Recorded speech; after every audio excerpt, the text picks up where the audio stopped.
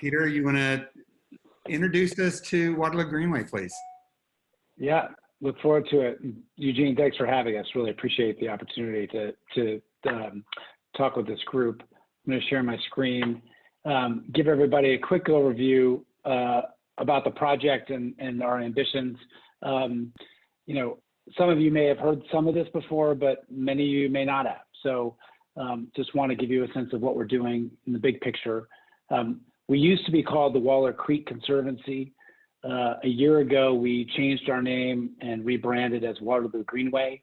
Really wanted to have a name that spoke more broadly to our aspirations. The creek, obviously, Waller Creek is an important part of what we're doing, but is one piece of a much greater whole. This is our footprint. So we are a nonprofit organization dedicated and partnering with the city of Austin to create a new parks and public open space system on the east side of downtown. And for those of you that know this part of the city, it is undergoing, like many parts of the city, rapid transformation and change. Our new public space system will obviously catalyze and be add jet fuel to that change, but our aspiration is really much broader. It's really about how do we create a public space system that serves the entire city. And when I say entire, I mean all communities in the city. And so it becomes a kind of a citywide focus and destination where the city can really see itself represented. And being in the center of Austin is really crucial to that mission. Also being on what has historically been the fault line between the east and west sides, and all of the racial and economic segregation that our city has experienced along that fault line. We want to turn this fault line into a zipper, right? Stitching our city back together and using public space to do that. Hey, Peter, give a us little bit of historical context. Yeah. Would you, just for context, back on that previous slide, the northern boundary is what street? Yeah. So this is 15th Street up here, right at the foot of UT and the medical school. Okay. And then the lake, and then this is obviously I-35 right here. Thanks, Eugene. Yeah, so a little historical context that I think informs where we are today and where we need to go. This is the original plan of Austin, sort of, infinitely repeatable grid set to colonize the wilderness of the Western US. But it's, we're here in Austin because of the natural features of this place, the Colorado River, the southern boundary, Shoal Creek at the western boundary, and Waller Creek on the eastern boundary. But as you can see, the plan, while it's inspired by Waller Creek, it doesn't really recognize it. It just steamrolls over it. And we've seen the result of that over time. Waller Creek and the space around it has been subject to intense flood events. And basically, it's always been a marginal, sort of edgy area as a result. So the city recently, in 2011, began construction on the Waller Creek Flood Control Tunnel. And this is really the game changer for this generation's attempt to revitalize Waller Creek and the spaces around it, because it removes 28 acres out of the floodplain around lower Waller Creek downtown. But it also enables us to completely rethink the relationship of the creek itself, the public spaces around the creek, with the city around them. So this was the genesis of a vision of creating a new public space system that would be the armature that really defines the city around it. And it's, so as opposed to thinking about the city as a series of developable parcels with a bunch of green space at the edge, think about the spine as being the thing that comes first, that everything else can organize itself around. And it's, I think, a model of urban design and urban planning that really speaks to our values as a city. We put the environment first, we put people first, we create public spaces that are welcoming, inviting, and then let the city attach themselves to it. We are part of a national movement. This is the Highline, many of you may be familiar with it, of cities that are reinventing themselves through the creation of new public spaces, often built on former industrial sites or pieces of industrial infrastructure. And we've seen the power that these places can have by combining places of nature and all the benefits that provides with tapping into the vitality of the urban fabric around them, and the juxtaposition of those two elements that I think historically we thought are seemingly in conflict. But to see them not as in conflict, but in a managed relationship with one another, this is the future of a sustainable city. And for Austin, it's the future for us too, because it's going to be how we both make life here manageable, how we continue to attract people to this place, and how we tap into what makes Austin, Austin. So there are a few layers to this project. It's not just one thing. At the core of it, it's really about ecology. It's about restoring the ecology of Waller Creek and rehabilitating it. You know, we are the most urban creek in Austin. We show the signs of that, that I think wear and tear over time. Because of the flood control tunnel, we can now take out all of these former concrete embankments that were built to protect the city from flood events, and basically wall the creek off from the city, and basically open the creek back up to the city. Take that armoring out, bend the slopes back, revegetate them, build up this place as a place of nature, and then integrate that into the city fabric around it. So the first layer is ecology. The second layer is really about mobility. It's about how do we create Austin as a more walkable city by carving a pedestrian and cycling trail along Waller Creek that does not come into conflict with any roadways or vehicles, and includes a new pedestrian bridge across the lake, so connecting essentially UT to South Austin with a continuous path, continuous trail. And this mobility corridor, like our other urban trails that are getting built up around the city, I think have a profound effect on the perception of the city by its inhabitants. Because when you can walk places, or you can perceive that you would want to walk places, it shrinks the image of the city in your mind. It makes things that seemed currently disconnected feel connected. No one's walking from UT to the lake right now, but when there is a cool, shaded, beautiful pathway to do that, people will, and it completely changes how people perceive the city, not just those destinations, but everything along that path. So we've got ecology, mobility, and then we have places. A series of parks along this green mobility spine, each of which has its own specific character and function, but the sum of which add up to this very rich tapestry of experiences that can serve the public in a broad set of ways. You know, we've got Waterloo Park at the northern end, Palm Park down here between 2nd and 3rd Streets. Those are two existing parks that we're going to completely transform. We're going to take the area around the confluence of Waller Creek and the lake and make that more park-like, more of a destination. And the project also involves a new park on the site of the existing police station and police station garage called the Refuge. And those buildings would be demolished. Their functions would be relocated, and part of the site would be reclaimed for new development, but part of the site would be reserved as parkland.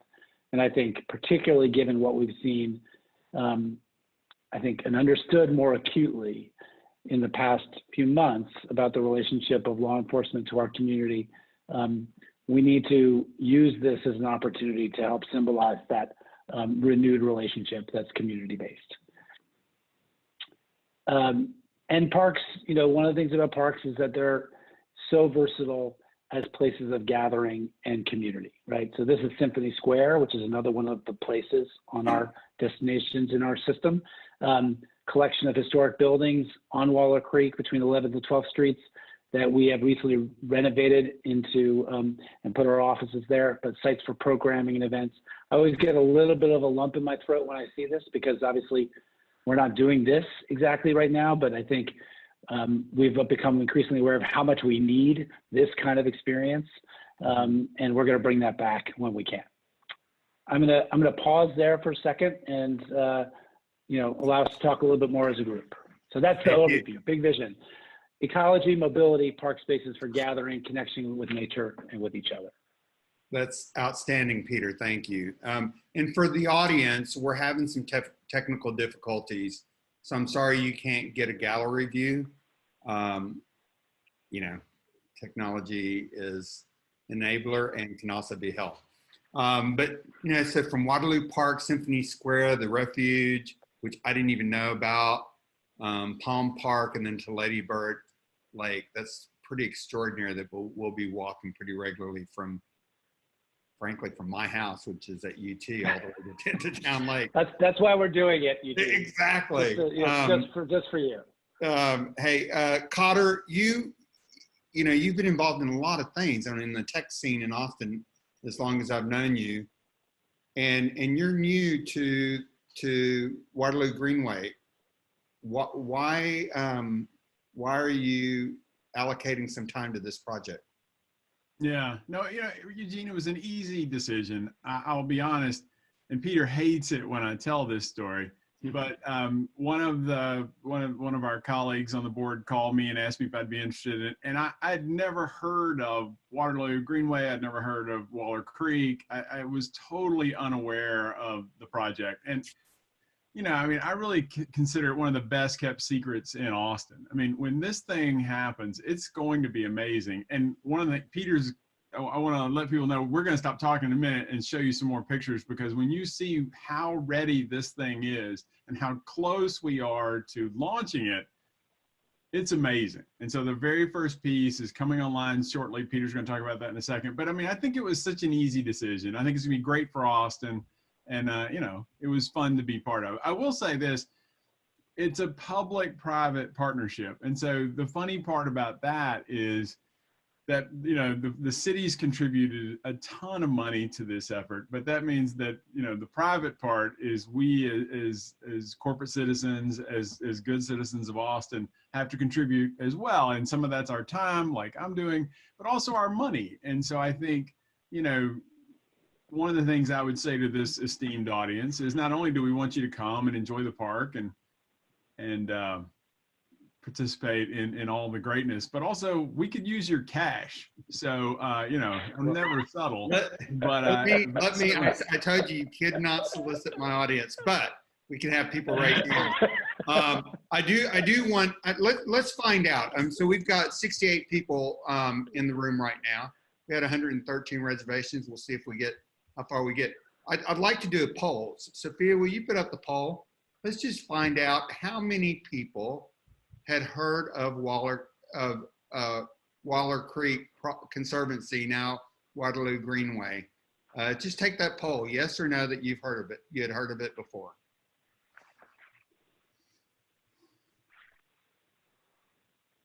And I believe it will give us the percentages automatically as people are taking the poll.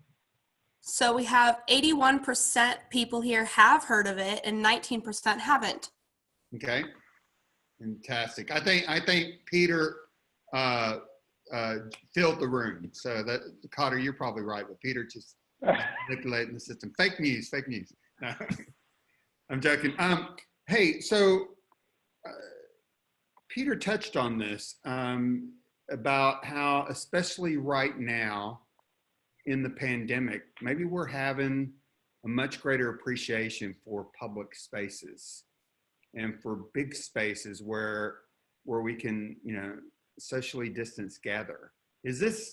Are you guys seeing any of this? What made you mention that, Peter?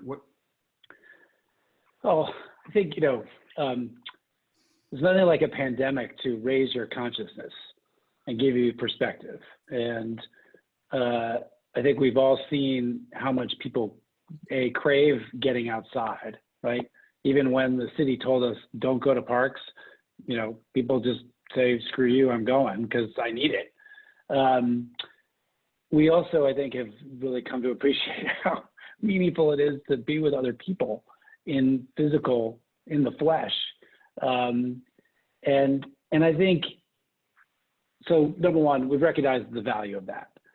I think number two is combine that with the racial pandemic that we've become more aware of, right, in this time. And I firmly believe we've become more aware of it because of this heightened consciousness generally we had during the pandemic. I think that we've realized that it's not just coming together with people of our tribe that's important. It's about coming together with people who are not like us, right?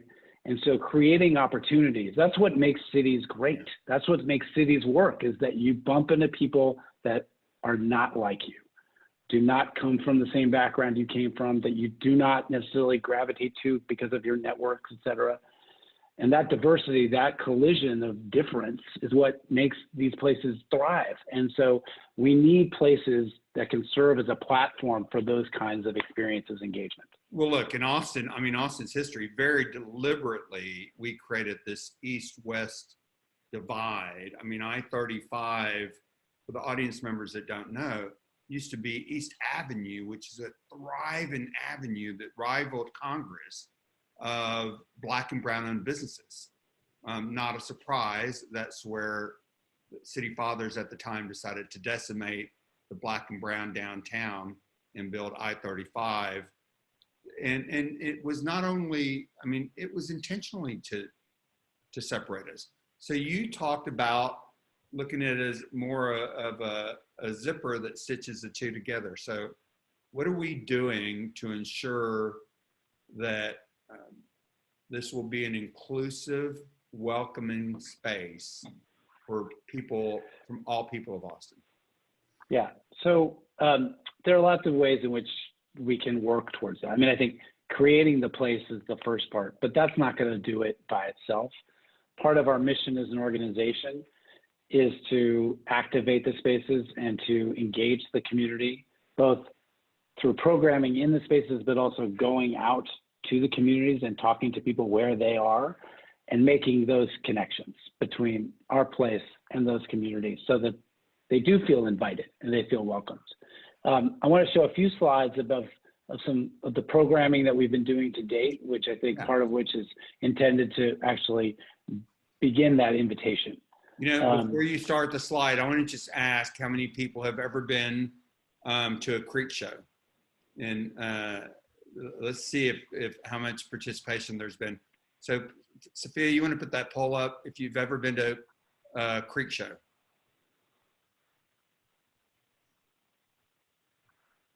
And Peter, yeah. she'll report. So go ahead. Okay, great.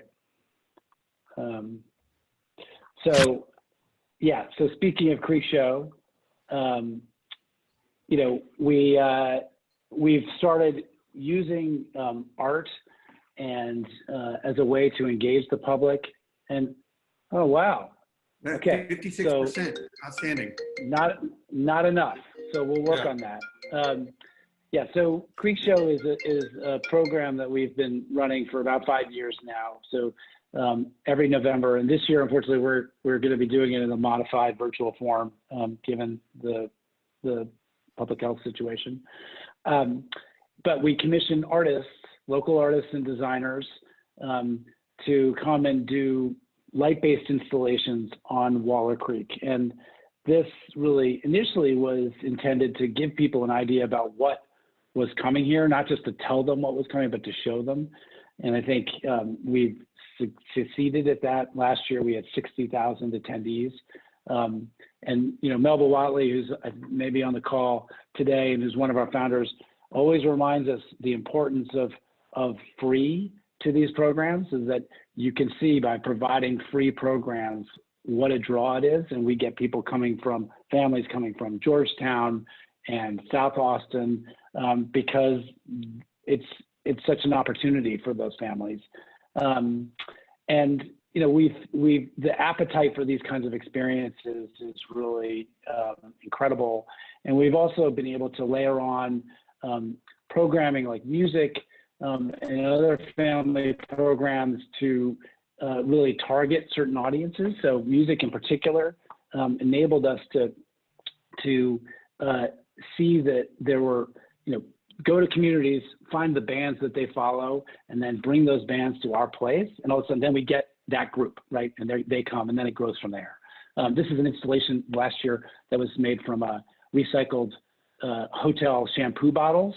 So there's a little bit of a commentary on waste by the tourism industry. No offense to them, but and they donated all these goods. And these installations are always sort of actually fabricated by young designers and artists. So it's an incredible contribution that they make to this event and to our city generally. We also are engaged in more permanent, temporary, but more permanent art installations. This was Ai Weiwei's Forever Bicycles that was installed down by the lake in collaboration with the Contemporary. And we've seen by engaging these sort of larger art installations, how they disrupt people's visions and use of the landscape, and how their perception of the city changes as a result of these interventions. And we're going to continue to do these kinds of major artworks into the future. But we also engage with education programming.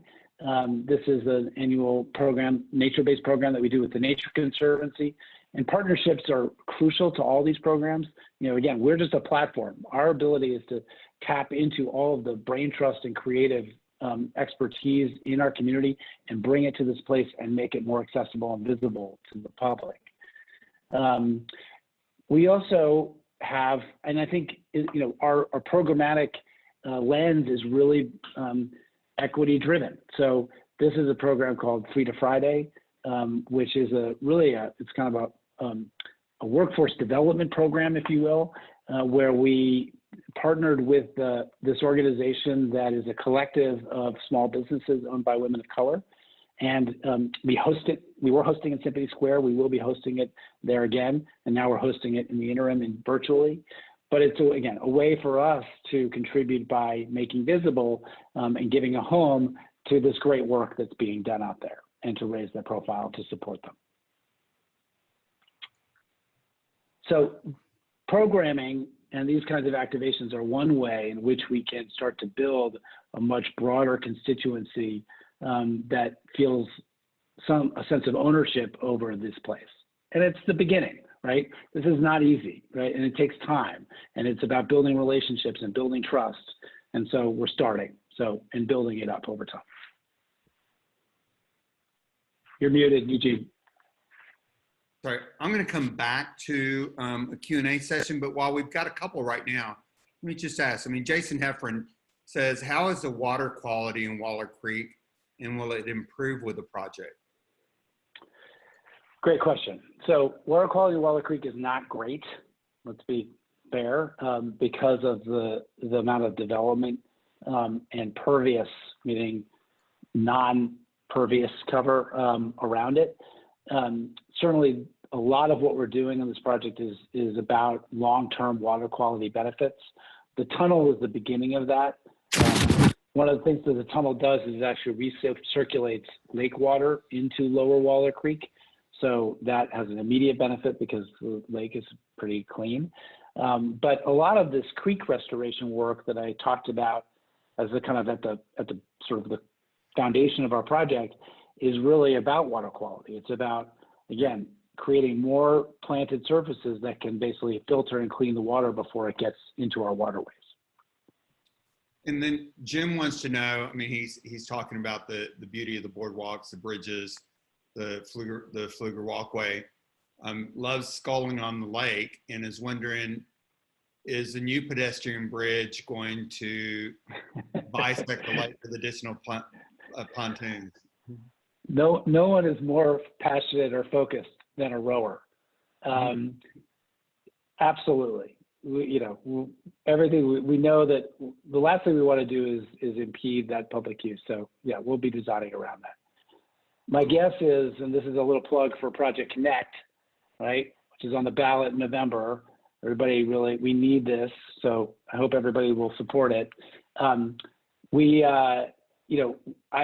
of the Project Connect plan includes a transit connection across the lake, sort of in our vicinity of Waterloo Greenway. And right now we're collaborating with Cap Metro to figure out how we can combine that transit connection with a pedestrian connection, and so have those be integrated in one construction project. You just answered Heather Bailey's question. Thank you. Hey guys, talk a bit. If you're on Cesar Chavez right now, you can't help but notice the problem of the homelessness that we have, and that's been true for a long time all along Waller Creek. What are we doing about the homelessness problem, or the homeless that we're displacing, or Are we plugged into that ecosystem? Yeah, I mean, first of all, what are we doing? We're clearly not doing enough. I mean, that's the bottom line. I think that, you know, this place has always, as I said at the beginning, has always been a kind of edge condition, and which is one of the reasons why there's a concentration of people experiencing homelessness who live in and around Waller Creek. I think that this project, among other developments happening in the city, has raised recently much greater consciousness of about the homeless population in our city, and how underserved they are, grossly underserved. You know, we have something like 100 city-owned shelter beds, temporary shelter beds for a city of 1 million people. It's not enough, right? And we need more infrastructure on a bunch of levels. It's not there's no silver bullet, but we need a much broader infrastructure to serve this population. The good news is that I think we have the opportunity, if we act now, to get ahead of it. So if we can bring a brighter light to that condition and be advocates for that population, you know, that's what we need to do. On the ground, certainly in terms of when we have open park spaces, you know, we have to manage it, and we have to work with that community and get them to feel a sense of responsibility for these new public spaces and for the public's use of them. And if you look at other public spaces in other cities around the country, this is totally doable if you have the right kind of attitude and you engage in it from day one. Well, thank you. Cotter, anything to add on that? Now, I will say that's the #1 question people ask is, you know, what are you going to do about the homeless? How is the homeless, how are they impacted by the park? And, you know, how do we all share it? It's very much on topic. So Cotter, you brought this up. Peter, you, the rest of the board, everybody thinks about it every day. It's a public-private partnership without soliciting, Cotter. Tell us, you know, so what is the economic model? Yeah. How much is contributed by the city? How much do we have to raise? Where are we? Where are we going to go? Either of you. So, yeah. So it's the capital project, and we'll talk about that first, and then we'll talk about ongoing operations. Sure. Capital project to build it is about $260 million. The city is committed 160 to it. And part of their willingness to do that is that we at the Conservancy committed to raise $100 million towards the capital project. We've raised about 52 million of that 100 million. So the good news is that we've raised a bunch of money and we're well along our way. The bad news is we still have more to raise. Each project has some component of public and private dollars in it. So, you know, as we build this out over time, we will continue to raise money and put money into each of those phases going forward. And our goal is to be done by 2027. So, you know, we've got a little bit of time, but, you know, not forever. The other side is, you know, is ongoing maintenance and operations. So that's a big part of our mission, is that we will act as our responsibility once we complete a project is to maintain and operate that park on behalf of the city as a public park. And so that's an ongoing need that we have. And we think that we can basically support that need through a number of different sources. One is through earned revenue. I'll talk about the Moody Amphitheater, and that will be one source of earned revenue that will go towards maintenance operations.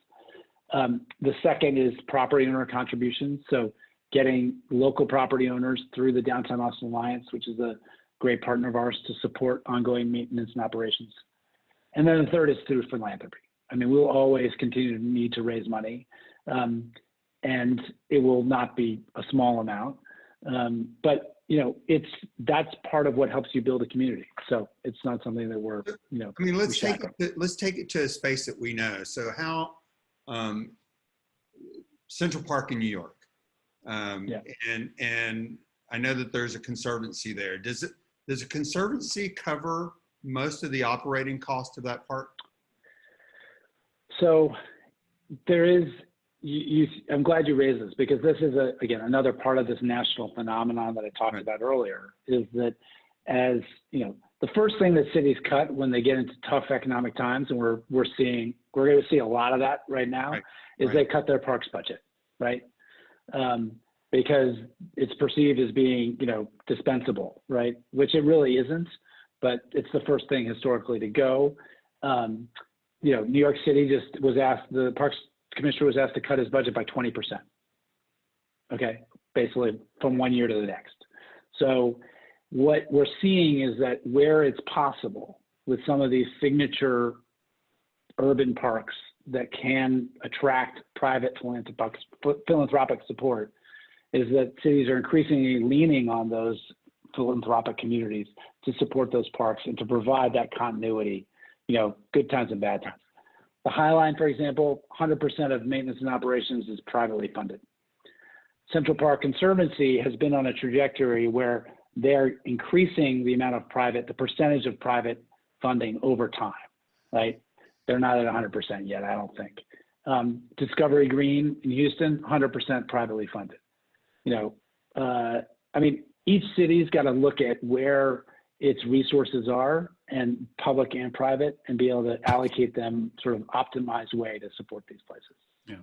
The only thing I'll add to that, Eugene, is one of the things we're trying to do with Waterloo, and they've tried to do, is there is going to be a 5,000 seat amphitheater, which I think we'll show a picture of here in a second. And, obviously people are going to be able to rent that out for their own purposes. How many offsites did Retail Me Not do over the years at various venues around town? This would be a fun venue to do it in. There are going to be shows. C3 is programming, I think, hopefully, assuming we all get back to it, 30 shows. It'll be outdoors. So I think if anything, that'll be one of the first places to kind of reopen as we think about life after COVID. There'll be box seats available and regular seats. And so I think we're trying to do what we can to make the project not so much self-sustaining, but at least generate sources of a little bit. Yeah, exactly. Well, and I know we're going to get to the next section where Peter's going to walk us through, particularly Waterloo. But I still want to further understand the business model. So, increasingly around the country, these signature parks are you privately raised to maintain them, and not only are we talking about the ongoing operations here. Right here, you're the 260 million being raised to build the conservancy. You're raising 100 million of it. When Central Park was built, did families in New York contribute to that? Was that a public project?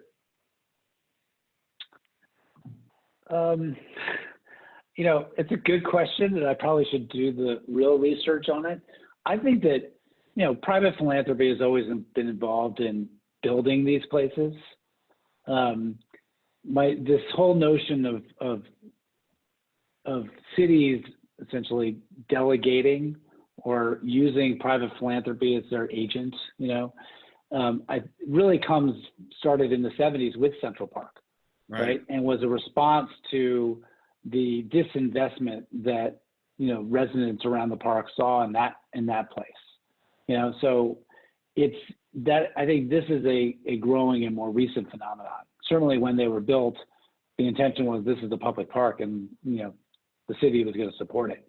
And I think and they did for a long time. Is it inaccurate to look at maybe the combination of Waterloo Greenway and the Lady Bird hike and bike trail and the Butler hike and bike trail, and as our Central Park? It's exactly what it is. Okay. That's exactly what it is. And in some ways, if you think about it in terms of the ethos of the city, right? Central Park as a rectangle, right, that's carved into this grid speaks to that city's urban fabric. These public spaces that are built around natural waterways really speak to our core DNA, in a similar way, or if not more, right? Because they're really tapping into who we are. What occurs to me is I remember about 12 years ago, and I think Tommy Meredith's still in the audience. Tommy was telling me when we were doing the Featherlight track, he says, look, East Austin is going to be East Downtown Austin. And I think particularly as you remove this, concrete barrier that is Waller Creek today and create this zipper of, this public space, maybe it does extend the welcome mat of downtown and the footprint of downtown. And I remember in New York, West Side versus East Side was a big deal. So, Eugene, that's the subject for the follow-up, Culturati Live, right? I mean, you just cracked up. I mean, that's a huge discussion. I mean, think about the future of I-35 and all the other things, the convention center expansion and the MAC and Palm School, the innovation district, all the things that are happening right along that seam have the ability to change the relationship of these parts of the city in pretty fundamental ways. So we are one piece of an assemblage of urban interventions that is going to change Austin.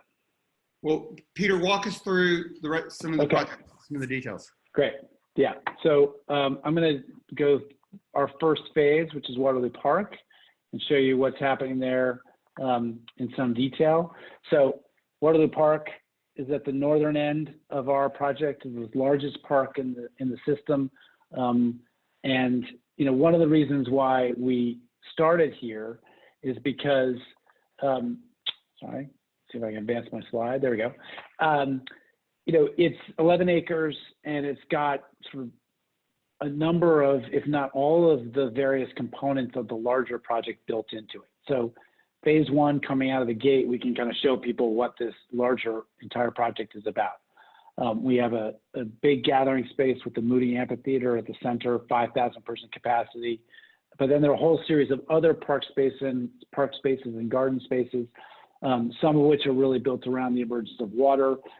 There's a creek restoration area in this park. So there are a whole range of experiences built into this one project. And yes, at the center of it is this new, what is really going to be a public amphitheater for Austin. We do have a relationship with C3 and Live Nation to produce contemporary music in the amphitheater, but we will, over time, build out that program to really showcase the whole range of Austin's creative community. And I think use this as a programmatic anchor to draw people from all over the region. So yeah, so this is a recent photo. You can see we're well along our way and under construction. We're scheduled to open next spring. You can see the stage and the canopy of the Moody Amphitheater there on the right. And then we just recently put in the first part of grass in our great lawn, which has been great to see sort of the green popping out. And you can see where we are. We're in the shadow of the Capitol, right in downtown, much more central than I think a lot of people realize.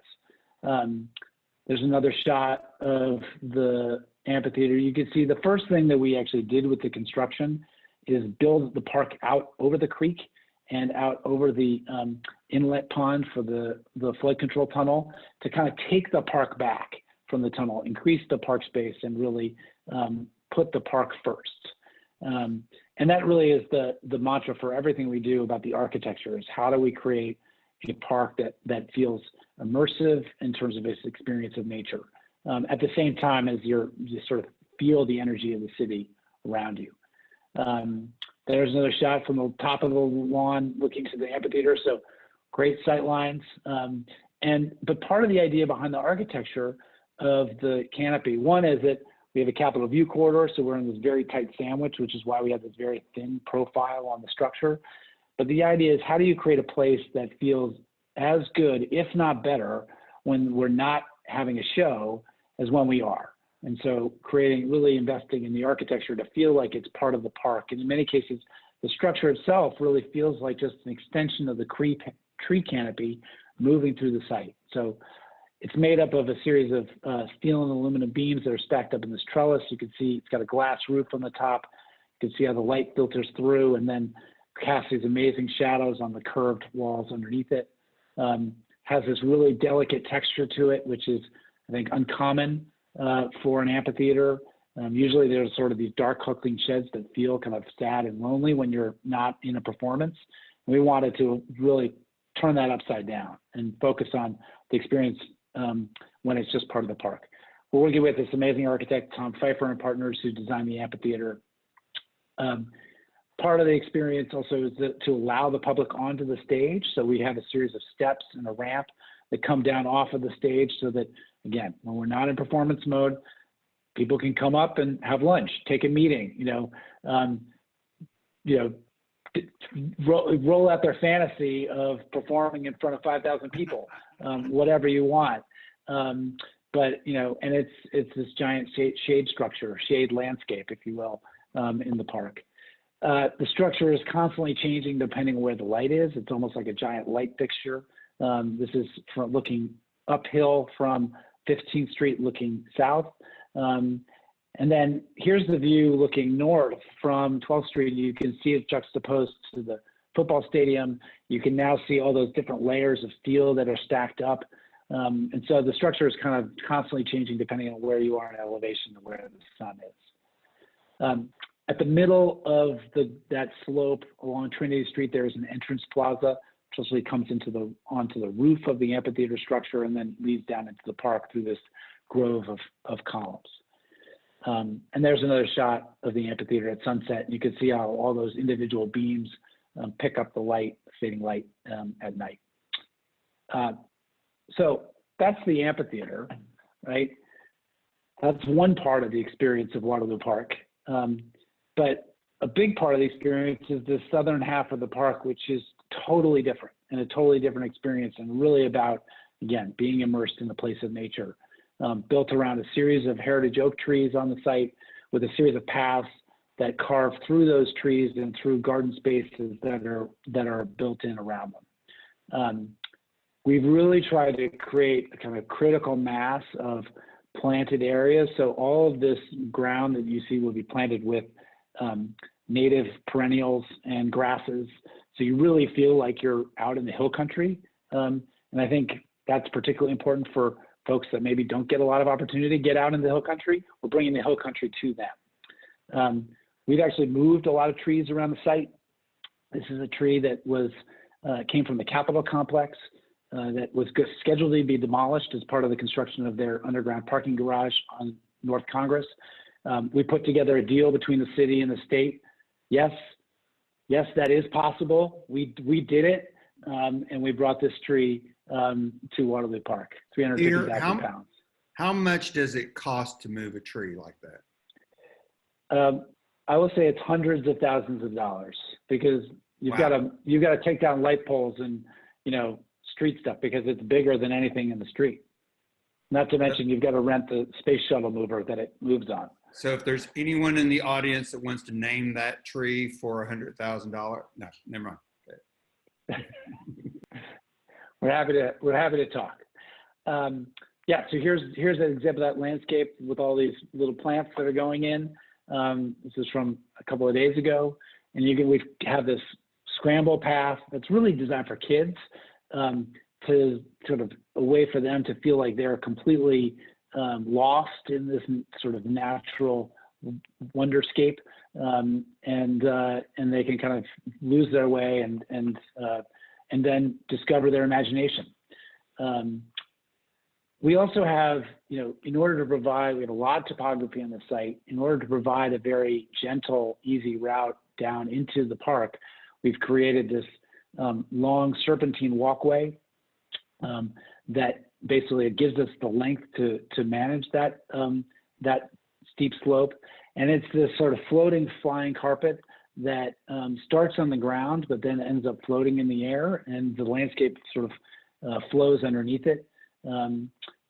But you can see when you get on it, you have these wide open views of the city and of the park below. And so the experience of the park is this really sort of three-dimensional theatrical experience. And as that elevated walkway comes down and lands back down on the ground, it creates another mini amphitheater where we can do smaller programs or weddings or fire breathers or whatever. That's a view of that as it comes down, and it's kind of right on the view as everybody coming into the park will see as they walk down. As the path continues down to the park, we have a series of really family-oriented amenities. There's a series of play structures built into the landscape, including a slide that's milled out of solid granite blocks. And really, these are invitations to kids to see the entire landscape as something to be played in and explored.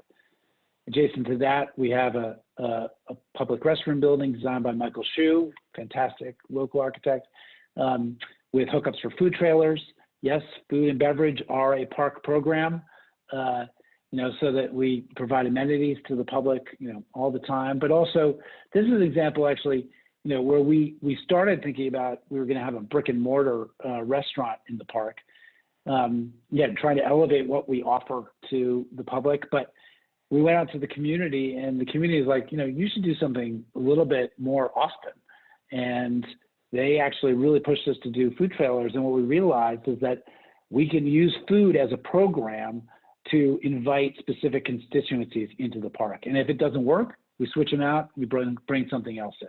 So it gives us that ability to adapt and be flexible and be intentional about, what is the message we're sending by the kind of food that we're offering in the park.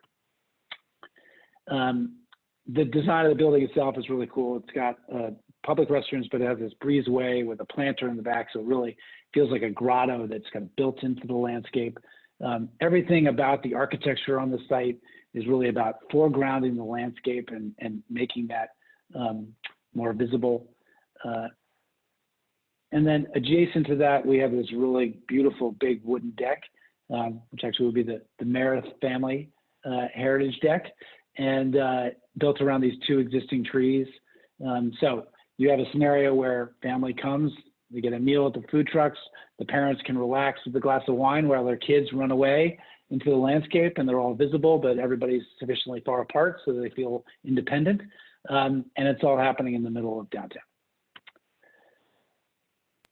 And then you get a view looking from the deck back on the amphitheater, and you can see how the amphitheater almost feels like it's kind of nestled into the treescape, and yet it's this sort of bright glowing thing that it just captures the sunlight. And there's the overhead view of the park with the amphitheater. You can kind of see the glass roof, which is built into that latticework structure with the lawn, and then those park spaces to the south. So, Wow. Waterloo Park, open next spring. We're really excited to be able to share it more broadly with the public, and hope you all will be a part of that. Outstanding, Peter. Thank you. And listen, congratulations on getting Tommy and Lynn to let you name something for the Meredith family. I have wrestled with that. They've done a lot more in this community than they let us name in their honor. This is rhetorical from me, but it's for the rest of the audience. Who's the Moody Foundation? Why Moody Amphitheater? So the Moody Foundation is it's a charitable foundation that was, I don't know when it's founded, but generations ago by the Moody family based in Galveston. Ross Moody lives in Austin and he's the chair of the foundation. And they're focused on charity all over Texas. So they're a Texas-based foundation. And they made a $15 million gift towards the construction of the amphitheater. And so we're naming the amphitheater in their honor. But they do great work all over Texas. Yeah, and just for our members to know, they've made huge investments in Austin. Ross and his son and his daughter, and appropriately so, we'll be seeing a whole lot more of Moody Foundation in many public spaces, Barton Springs and UT. I think the new basketball stadium is going to be the Moody Stadium. So congratulations on bringing them in as well. We've got just a few minutes, and I've got a few questions from the audience. So let's see here. There's a couple of statements. Jim Breyer is talking about he loves green space in Austin. It's treasured, and this is a welcome expansion. TTF has made great contributions to the hike and bike trail surroundings. Will TTF extend the scope of their assistance to Waterloo Greenway? Texas Trail Foundation or? Well, the Trail Foundation. So, okay. Yeah, so the Trail Foundation, we're kind of partner, peer organizations. We have similar mission. I think Trail Foundation is really trying to expand their scope to do more in terms of maintenance and operations for the trail. So they're going in that direction also. And certainly, their space that they're the stewards of and our space that we're the stewards of intersect down where the creek meets the lake. And so we're always trying to figure out how do we work together and support one another, because we're both working towards this much bigger idea, each in our respective areas. David Judson, grabbed on to the comment that you spoke to briefly about the connection between I-35, the legacy, and kind of the choreography of whether we're going to build, whether we're going to bury the freeway and connect east to west to an urban landscape. Just briefly, where are we in those conversations, Peter? So we're in a better place than we ever have been. That's the big headline. Texas Transportation Commission last spring approved another $4.5 billion for the I-35 corridor project to fund the lowering of I-35. So there's a very strong chance that is going to happen in that way, which is amazing. The Downtown Austin Alliance has led a collection, sort of a community-based effort to begin to reimagine what if I-35 was lowered, how could the surface be imagined in a way to really serve the neighborhood in a truly equitable fashion? I think everybody recognizes that this is that what you were starting to hint at earlier, Eugene. The eastward expansion of downtown is not all great, right? There are costs associated with that. And so the question is, how can you use this reimagination of this public corridor in a way so that it has much more equitable benefits? And that envisioning process is just starting, and they're doing a lot of public forums, so I really encourage people to participate in that. And I know Diane Land, the mayor's wife, had raised some money to explore looking at a cap, which of course the Arts District in Dallas did over the freeway there. Yeah, so I think the idea has evolved since Diane's efforts there. I mean, it was a crucial part of the process to get people right. thinking in that way. And I think certainly was part of what led to the Texas TxDOT, going in this direction. But I think that the ideas around what would go on the cap, I think are more varied than just doing, say, a linear park on that in the way that Dallas did. We have a question from Beth. She loves that this connects an attribute of Austin to our heritage in music and performance. What about visual arts? Will there be commissioned pieces unique to Austin along the Waller Creek? Absolutely. It's always been, we've started doing that. Art has always been part of our core function. It's one of the greatest things about Austin, and we want to use this space as a way to celebrate and promote it. So, gentlemen, thank you so much. 1 minute each as a closing or an ask or whatever you'd like to tell us. Why don't we start with you, Cotter? Sure. So like we said, we are public-private, so keep us in mind. And I do think, though, all kidding aside, I think there are so many people that are going to be interested in, how many of us have enjoyed ACL Live and have seats there, and they're going to be something similar here. And so as those become available, I think people are going to be really interested in learning more about that. I think that the amphitheater being available for rental will be exciting, and I think people will enjoy that. But more importantly than the money stuff is this we're about to have this amazing asset here in Austin, and I want people to be excited for it. So hopefully they are. Didn't you tell me there's going to be boxes in the amphitheater, much as there is at the ACL theater? That's exactly right. Cool. Hey, and listen, I'm going to end on Peter, but in the interim, if anyone wants to get on the Waterloo Greenway's mailing list so that you get more updates, type your email in the chat and we will send that information to Peter and the organization. Peter, with the final minute. Yeah, I mean, my thing is, you are now deputized officially as ambassadors of this project. You have to go out and evangelize about what we're doing within your networks and communities. The only way we're successful with this project is if as many people as possible are involved in it. And so we really just want to make our tent bigger. So just please really encourage you all to stay with us, stay involved, help us make it happen, and then enjoy it with your fellow Austinites. Gentlemen, thank you so much. I know Chris Mattson's in the audience, who's been working tirelessly on this project for a long time. And of course, Tommy Meredith, who is an emeritus chairman and one of the co-founders. My friends Melba Watley and Melanie Barnes are also co-founders. Thank you guys for what you're bringing to Austin. We're very excited about it. Thank you, Eugene. All right, audience, Thank remember you, you can put your name in your email in the chat. We'll pass that on to Waterloo Greenway so they can put you on their mailing list. And our next Culturati Live will be October 28th. It is, are we at the breaking point? How do managers survive? And so, good topic. I'll be signing up for that.